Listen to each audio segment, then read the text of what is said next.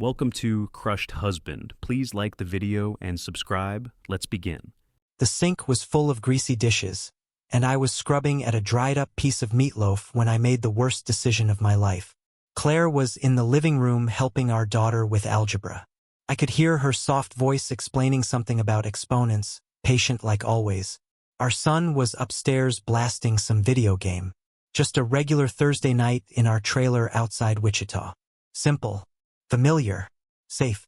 Too damn safe. My name's Aaron. I'm 39 years old. Mechanic. Married 15 years.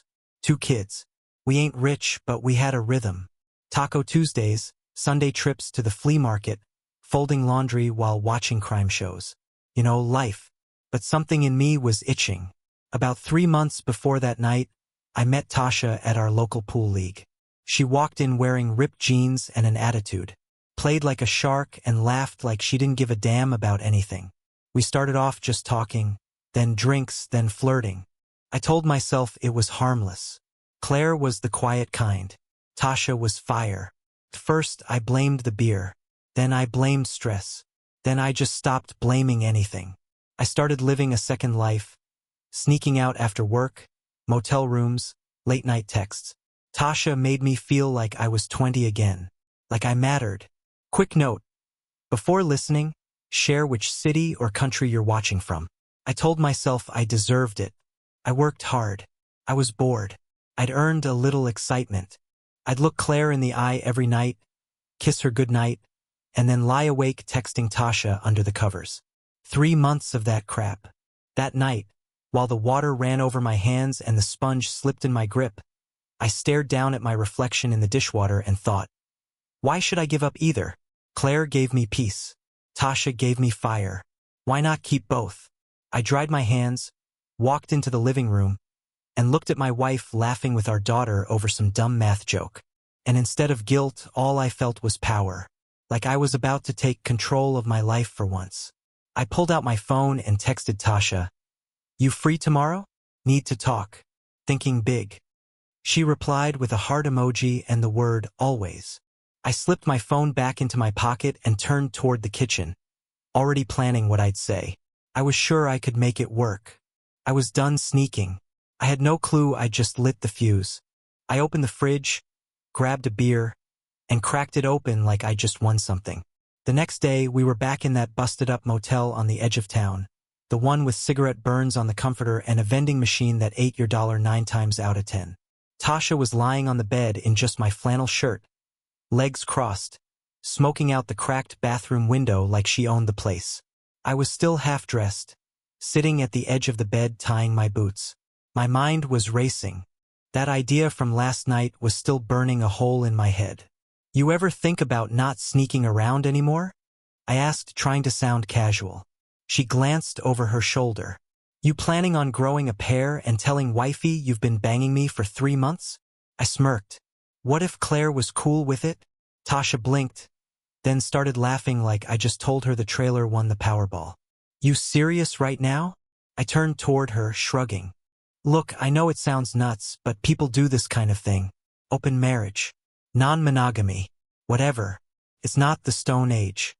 She sat on the edge of the tub, still holding her cigarette, eyeing me like I'd grown a third arm. So let me get this straight. You want me to be some what, side piece on the family plan? Like I just drop in on Thursdays after t-ball practice? It's not like that, I said quickly. It'd be open. Honest. No more sneaking. You'd come over sometimes. Hang out. Claire would understand. She cackled. Not laughed. Cackled. Blew smoke out her nose and pointed at me. You don't know your wife at all, do you? I crossed my arms. Claire's reasonable. She doesn't blow up easy. She listens. She might not like it at first, but if I explain it the right way. You're insane, she said flat. Completely, wonderfully. Bats hit insane. Quick note. While you're listening, tell us which country you're watching from. I stood up and started pacing. Tasha, listen. I'm not saying we all live together in some damn hippie commune.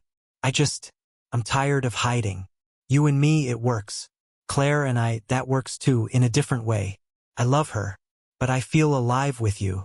Why the hell does it have to be either or? She tapped ash into a cheap plastic cup. Because it does. That's how people work, genius. You get one woman, not two. Doesn't have to be like that, I said. People evolve. Hell, I read about a guy who did this. His wife ended up liking the girlfriend. Did the girlfriend stab her later? 'Cause that's what's coming if you pull this crap. I didn't laugh. She stared at me, eyes narrowing. You really think Claire's gonna just nod along while you bring your side dish into her kitchen? I think if I'm honest, if I explain everything from the heart, she'll respect that. I mean, what's worse? Cheating or coming clean and trying something new? Tasha tossed the cigarette butt into the toilet and flushed it. Neither. You're still screwing around, except now you want a gold star for honesty. I rubbed my jaw. I'm just saying it doesn't have to end ugly. She stepped close and jabbed her finger into my chest. You're bored. That's what this is. You want fire, excitement, your ego stroked. You don't give a damn what this'll do to your wife. That's not true, I snapped. She raised her brows. You bringing me to your house to tell her? I hesitated, then nodded. Yeah, tomorrow. She pulled back. You've got some steel ones. I'll give you that. So you'll come? She shrugged. Hell yeah. I wouldn't miss your wife's face for the world. This is gonna be a damn soap opera. I tried to smile, but my stomach twisted. I told myself I was doing something bold. Something real. Something modern. People would talk, yeah, but maybe they'd respect me for being upfront. Maybe Claire would see it as brave. Maybe she'd surprise me. Tasha threw on her hoodie and grabbed her keys. Just don't expect me to play nice. I ain't here to beg for a spot at your dinner table. She walked out first, leaving the door wide open. I grabbed my shirt, pulled it over my head, and followed her out to the parking lot, heart hammering, thinking I was about to change everything. I pulled up to the trailer around 6. Tasha was in the passenger seat, chewing her gum like we were heading into a damn movie, not blowing up my life. She had on ripped black jeans, a tight top, and that smirk that always made me feel dangerous.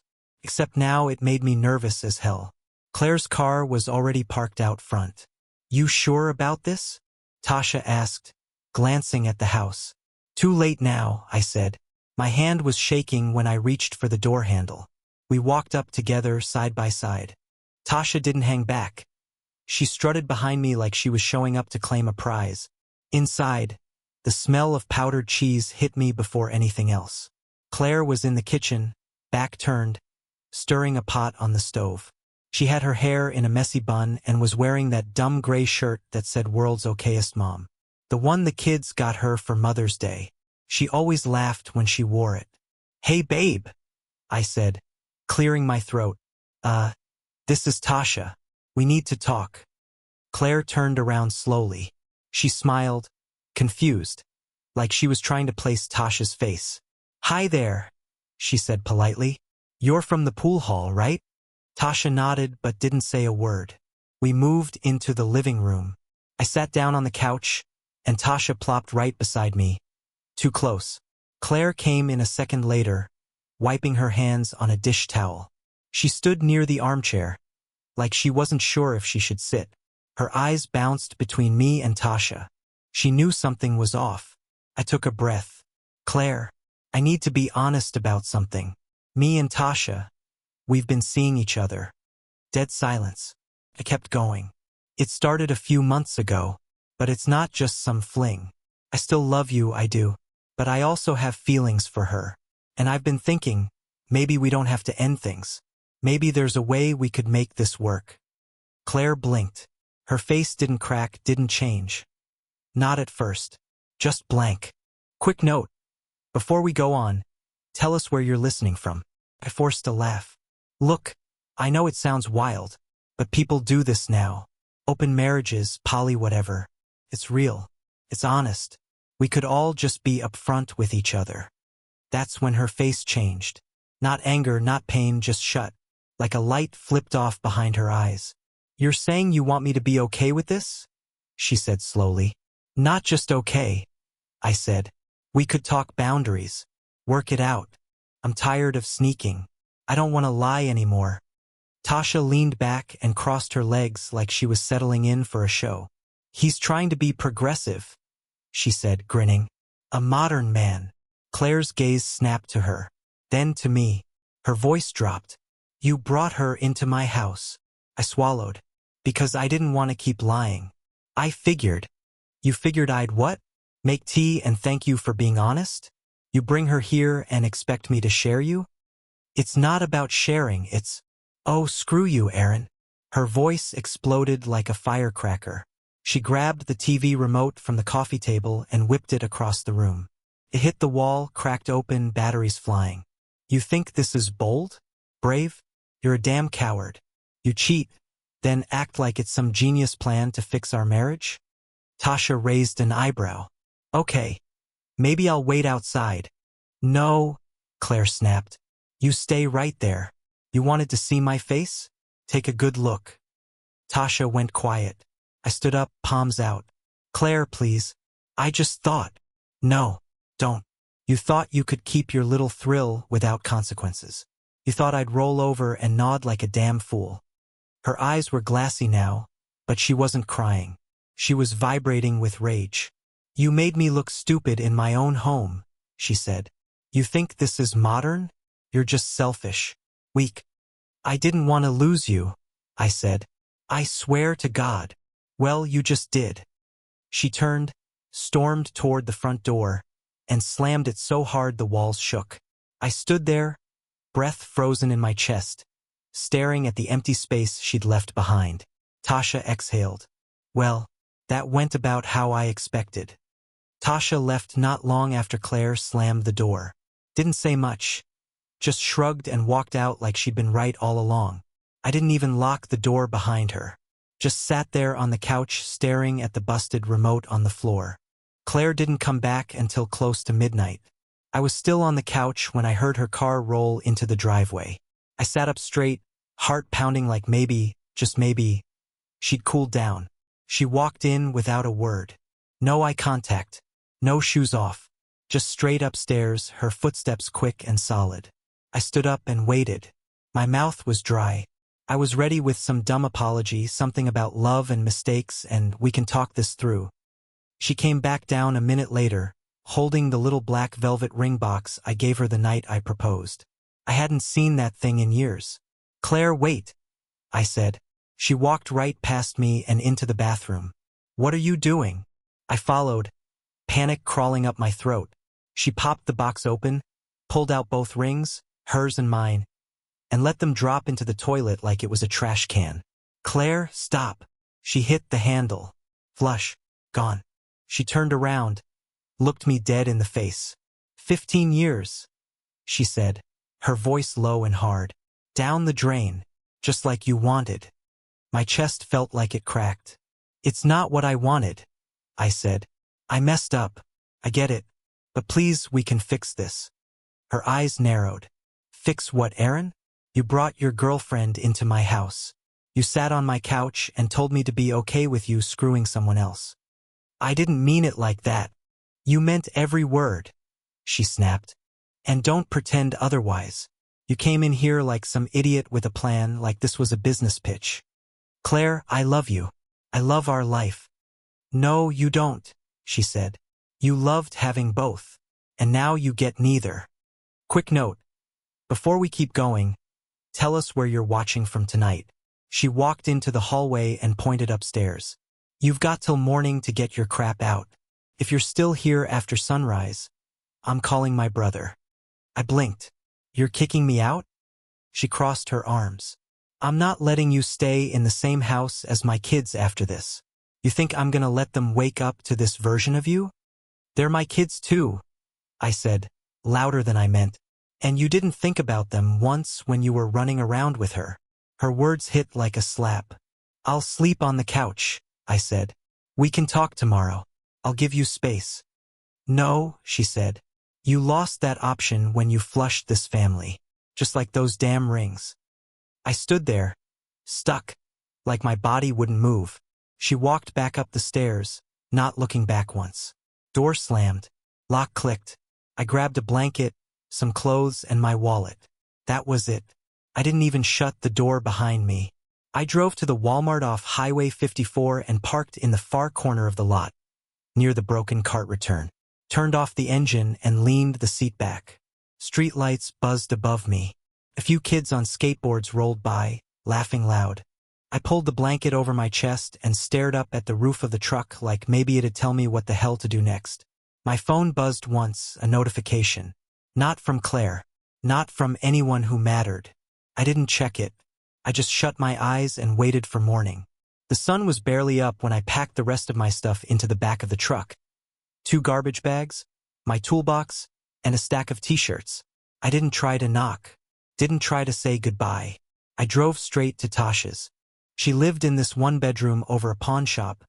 Smelled like weed and burnt popcorn. Carpet was sticky. Walls were thin. But she opened the door in her tank top, kissed me hard, and told me I could stay as long as I wanted. The first couple nights were wild.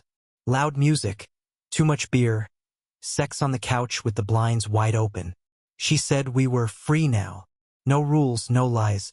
But after about a week, the buzz wore off. I was working longer shifts just to stay out of the apartment. I missed my own shower, my kids' cereal bowls, the sound of Claire humming while folding laundry. I kept reaching for my phone like I could just call home and fix it all. That didn't happen. My daughter blocked me. My son picked up once, said, "What do you want?" Then hung up. Every time I brought them up, Tasha got cold. "You wanted this?" she snapped during one of our fights. "So quit whining." Quick note. While you're listening, tell us which city or country you're watching from. I looked around her place that night and saw it for what it was, not freedom. Just noise and heat and stale air. I didn't love her. I never had. I loved how she made me forget who I was. One night, she threw a glass at the wall and said, "You're miserable here. Go fix it or shut up." So I left. No fight. No scene. Just packed my stuff again and walked out. I checked into a rundown motel off I-135, the kind with numbered doors and a busted ice machine. Paid cash for a week and told myself I just needed space to think. But the only thing I did was drink. I'd stop by the gas station every night, grab a 6-pack and a microwave burrito. I kept the curtains drawn all day, let the TV run background noise while I lay in bed, staring at the ceiling, counting how many stains were up there. I stopped shaving, skipped meals, let my phone die on purpose. Some nights I'd look in the bathroom mirror and flinch like I saw a stranger. I didn't recognize my own damn face. Claire's voice kept looping in my head. "You didn't think about them once." She was right. I hadn't thought about anyone but myself. And now nobody wanted anything to do with me. I was sitting on the floor of the motel room, eating a gas station hot dog off a paper towel, when someone knocked on the door. It wasn't housekeeping. Guy in khakis handed me an envelope and said, "Aaron Murphy?" I nodded. He didn't smile. "You've been served." Then he walked off like he'd just dropped off a pizza. Inside, divorce papers. Claire had hired an attorney. A big one. I Googled her name. She'd been on the news once for tearing into some local contractor who cheated on his wife with her sister. Yeah, that kind of lawyer. 3 days later, I got pulled into my boss's office at the shop. "You're becoming a distraction," he said, voice low but firm. "You got served in front of customers. Your head's not here. Guys are talking." "I'm just going through something personal," I said. He nodded. "That's your business. But I gotta run a clean floor. Starting Monday, you're on oil changes only. Cut your hours too." I didn't argue. What was the point? Court was worse. I sat there in a cheap button-down and clip-on tie, sweating like hell under those buzzing lights. Claire walked in calm, clean, with her lawyer beside her like a wolf in a pencil skirt. Her lawyer laid everything out. All of it. The affair. The motel visits. The open marriage pitch. How I brought the other woman into our house. How I said Claire would understand, like she was a damn doormat. I tried to speak. I wasn't trying to hurt anyone. I was exploring options. The words sounded pathetic the second they left my mouth. Quick note. While you're listening, drop a comment and tell us what city you're in. The judge didn't even flinch. He looked down at the file, then up at me like I was something stuck to the bottom of his shoe. Claire didn't cry, didn't raise her voice. She just told the truth. And that truth hit harder than anything I could have lied my way through. The ruling came fast. Claire kept the house. Full custody. I'd get supervised visitation every other Saturday for 4 hours. In a room with a caseworker. The lawyer asked for child support. The judge agreed. No negotiation. When it was over, I walked out of the courthouse into the bright sun, blinking like I'd just been thrown out of a cave. My boots hit the concrete like they didn't belong there. Claire and the kids walked out 10 minutes later. I stood by the curb and watched them get into her SUV. Claire was buckling my son into his booster seat while my daughter scrolled on her phone. None of them looked up. Claire shut the door, climbed in, and drove off without a glance. That's when it finally hit me. I wasn't part of their life anymore. Not really. Not the way that mattered. I didn't go back to the motel after court. Drove around for hours instead, just looping Wichita's side streets, thinking if I kept moving, maybe I wouldn't have to face what just happened. Didn't work. A week later, I signed the lease on a basement apartment that smelled like mildew and cat piss. No windows, just one buzzing light in the kitchen and a stained beige carpet that felt damp even when it wasn't. The guy who rented it to me asked 0 questions. Just handed me the key, took my deposit, and told me not to bother the neighbors. Didn't have any furniture. Slept on a blow-up mattress I found at Walmart. Used an old milk crate as a nightstand. No TV. Just a phone I barely touched. The calls stopped coming anyway. Most of my friends ghosted. The few that didn't, they made it awkward, all short replies and long pauses. I'd get the same line every time. "We love Claire. Don't make this worse." Even my mom stopped answering. One Sunday, my brother texted, "We're staying out of it. Claire's the kid's mom. We have to respect that." The nail in the coffin came 2 weeks later. Some local Facebook group, Wichita Moms Unite or whatever, posted a whole write-up about my affair. Photos included. Tasha tagged me in the comments like it was a joke. My boss didn't find it funny. He called me into the office, handed me my final paycheck and said, "We can't have this kind of thing tied to the shop. I'm sorry." That was it. I was out. Quick note. Before we go on, tell us what city you're watching from right now. Visits with my son were tense. He'd sit across from me in the supervised room, arms crossed, answering everything in one-word grunts. Wouldn't look me in the eye. Mostly just stared at the clock. My daughter didn't come. Not once. Claire said she refused. I didn't blame her. The booze got worse. Cheap whiskey, warm beer, whatever I could grab without thinking too hard. I'd wake up at 2 p.m. Mouth dry, heart pounding. Sleep again at 5. Lights off, rent unpaid, heat barely working. I stopped checking the mailbox. What was the point? Just bills and court crap. One night I woke up on the floor, freezing cold. My mattress had deflated beneath me, and I was face down in the carpet, cheek stuck to some sticky spot I didn't want to investigate. No blankets, no heat, just a half-empty bottle tipped over beside me. My body ached. My stomach growled. My face felt greasy. I sat up slowly, like I was dragging 10 years of failure with me. That was it. That was the moment. No dramatic music. No big revelation. Just me, cold and broke and completely alone, realizing I'd lost everything that ever mattered. I woke up stiff on that crusty floor and didn't bother standing. Just sat there with my back against the wall, staring at the ceiling like it owed me something. Then, for once, I reached for my phone without dread. Searched up a local rehab center. Called the number. A woman answered, calm and direct. Said they had a bed if I wanted it. I checked in the next day with a duffel bag, my last $60, and a mountain of shame. The place was basic, shared bunks, no locks, no phones, strict schedule. Therapy every day. Chores. Group sessions. No booze, no distractions. Just you and your garbage laid out for everyone to see. The first week sucked. I hated everyone. Thought I was smarter than them. Then this older guy, name was Kenny, called me out in group. "You think you're special? 'Cause you blew your life up with some side girl? Half this room did the same thing. Get over yourself. I wanted to punch him. Instead, I shut up and listened. He was right. After a few weeks, I started talking more. Not just about what I did, but why. Started owning it. I stayed 2 months. Came out sober, shaky, and unemployed. Kenny hooked me up with a guy named Rick who ran a tire shop near El Dorado. Said he'd give me a shot if I showed up on time and didn't complain. So I did. The work was rough. Hot in the summer, freezing in the winter. But it was steady. Honest. Quick note.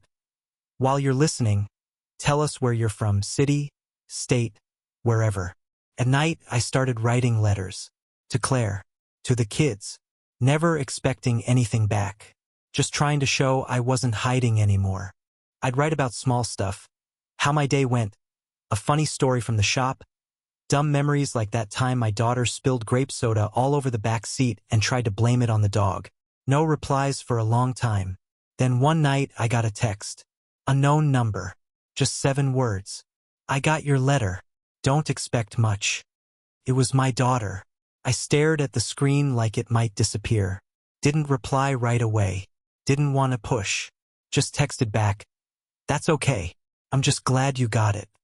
Months passed. The visits were still court-ordered, still supervised, but started feeling less like punishment. My son started talking again. Short stuff at first: school, video games, new sneakers. Then he asked if I remembered how to fix the old go-kart we used to ride. My daughter took longer. She'd come with arms crossed, eyes locked on her phone. But eventually, she'd ask something small, like if I'd seen that new show on Netflix. I've heard of it, I said once. You like it? She shrugged. It's fine. That was it. But it was something. Better than silence. Better than nothing. 5 years later, I found myself sitting on a splintered wooden bench at the Sedgwick County Fall Festival, nursing a cup of burnt black coffee and watching kids toss bean bags at painted pumpkins. It was crisp out. Early October, leaves crunching under boots, the smell of kettle corn and hay bales in the air. I didn't come with anybody. Just had the day off. Figured I'd walk around. Kill time. Maybe buy a jar of overpriced peach jam from some church table. Then I saw them. Claire and the kids. Except they weren't kids anymore. My son was taller than me now. Shaggy hair under a ball cap. Hoodie sleeves pulled over his knuckles like he used to do when he was nervous. My daughter, Jesus, she looked grown. Same serious eyes, same walk as her mom, but confident now. She was laughing about something. Not just smiling. Laughing. And Claire? She was holding hands with a man I didn't know. He looked normal. Jeans, flannel, salt and pepper beard. Comfortable. Like a guy who showed up on time. Did what he said he'd do. She glanced at him, grinned, then bumped his shoulder with hers like they'd been doing that dance for years. They didn't see me. I didn't wave. I just watched. And yeah, I'll be real, it hit hard. Seeing your family you're used to be looking like they'd never needed you in the first place. That stung. But I didn't spiral. Didn't fall apart. Because as much as it hurt, I was glad they were okay. Quick note. Before we keep going, let me know where you're listening from, city, state, anywhere. They turned the corner toward the food trucks and disappeared into the crowd. I sat there a little longer, sipping the coffee even though it had gone cold. Then I stood up, tossed the cup, and started walking back toward the parking lot. No heavy music swelling in the background. No dramatic pause. Just steps. Slow. Solid. I still lived in a small one-bedroom now, nothing fancy. But it was clean, paid for, and didn't smell like rot. I still worked at Rick's tire shop. He promoted me last year, gave me a key to open up some mornings. Said I'd earned it. I kept going to meetings. Still sent letters. Sometimes they wrote back. Sometimes not. That was okay. My daughter started texting me more often. Small stuff like asking what brand of jumper cables to buy or if I remembered how to make that cinnamon toast I used to burn every Saturday. I always texted back, quick and steady, never pushing. My son came by the shop once. Just walked in while I was mounting a tire and said, "Hey," like it was nothing, like years hadn't passed. We talked about his truck, his job. Then he left, but he came back 2 weeks later. Said he wanted to learn oil changes. Said mom's boyfriend sucks at car stuff. I didn't ask questions. I just handed him a wrench. That fall festival day wasn't a breakthrough. Wasn't closure with fireworks. But it was the first time I saw them, really saw them, and didn't feel like running from it. I knew exactly who I used to be. And finally, I was okay with who I'd become. If you're reading this, and you're thinking about stepping out, thinking about chasing some thrill that makes you feel alive for 5 minutes, let me tell you something straight. Don't lie to yourself like I did.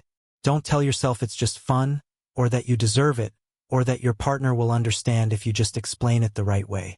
The grass that looks greener is usually plastic. You think you're bored. You think you're missing something.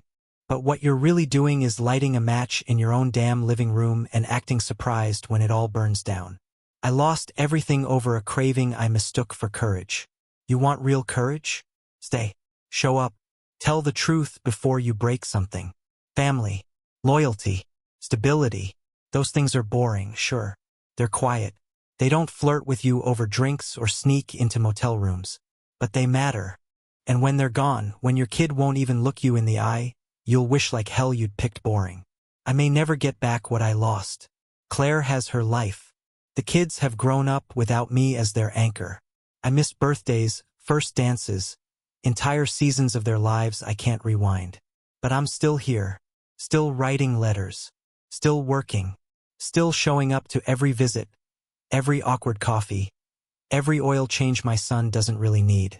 I don't pretend I'm owed forgiveness. I just keep earning whatever scraps of trust one can. Maybe someday, they'll sit beside me on a festival bench, just for a few minutes, just to talk. And if they don't, that's okay too. I'll still be trying to be the kind of man they can be proud of, even if it's from a distance, even if it takes the rest of my life. Final story complete. Ending block. What would you have done if Claire was your spouse? Forgive or walk away forever? Drop your answer in the comments. And don't forget to like and subscribe for more real-life stories like this one.